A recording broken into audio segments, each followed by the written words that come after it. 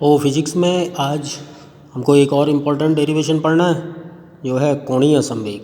इसको कहते हैं एंगुलर मोमेंटम। ठीक, रेखीय गति में हमने पढ़ा कि द्रव्यमान और वेग का जो गुणनफल है उसको संवेग कहते हैं। तो घूर्णन गति में समस्त कणों के रेखीय संवेग आघूर्णों का जो योग है उसको कोणीय संवेग कहते हैं। और यह एक जो है वो वेक्टर क्वांटिटी है, एक सदिश राशि। इसको हम जे से प्रदर्शित करते हैं। अब माना कोई पिंड किसी घूर्णन अक्ष के परितः कोणीय वेग ओमेगा से गति कर रहा है, तो पिंड के सभी कणों का कोणीय वेग क्या रहता है? समान रहता है, जबकि जो रैखिक वेग होंगे सबके वो अलग अलग। अब माना इन कणों के जो द्रव्यमान हैं वो है m1, m2, m3 and so on. घूर्णन अक्ष से जो दूरियां हैं वो है r1, r2, r3 and so on.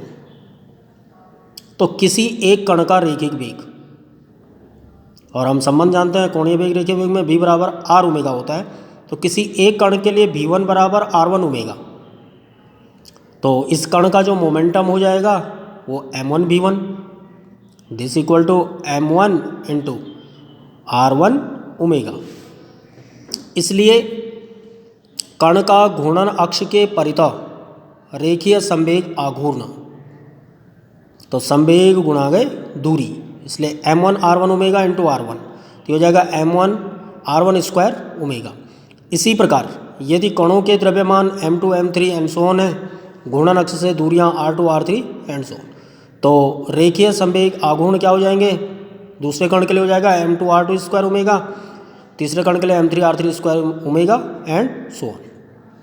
अतः पिंड के समस्त कणों के रेखीय संवेग आघूर्णों का योग, या ये कह सकते हैं कोणीय संवेग। तो कोणीय संवेग J बराबर m1 r1 square omega plus m2 r2 square omega square plus m3 r3 square omega.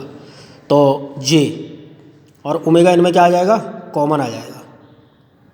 ठीक, तो ओमेगा कॉमन आएगा तो फिर कोष्ट में हो जाएगा m1 r1 square plus m2 r2 square plus m3 r3 square and so on. J equal to omega, अब ये अंदर वाला पद हो गया sigma M R square, and sigma M R square equal to हम जानते हैं कि जो मोमेंट ऑफ इनर्शिया I, ये जड़त्व आघूर्ण हो गया, तो J इक्वल टू हो गया I ओमेगा।